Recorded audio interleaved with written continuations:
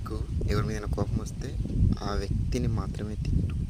వాడిని దరిద్రుడాను, ఎదవాను, దున్నపోతాను, బాడకవాను, నువ్వు దేని కింద పడి చావు, ఇలాంటి తిట్లు తిట్టినా ఓకే.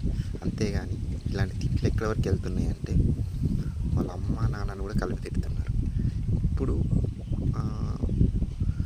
అమ్మ నాన్నకు మన జన్మనిచ్చి మనకి వాళ్ళ ఆకారం మాత్రమే ఇస్తారు, వాళ్ళ గుణాలు ఇయ్యరు.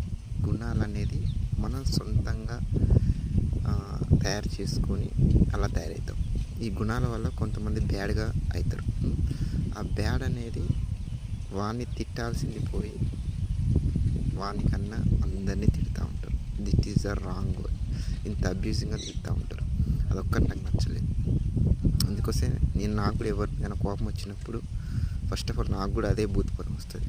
కాకపోతే వాళ్ళు ఏం తప్పు చేయలేదు కదా. అందుకోసమే ఓన్లీ వీనికి పర్పస్లో దున్నపోతా అంటే వీనికే వస్తుంది, దరిద్రుడు అంటే వీనికి వస్తుంది.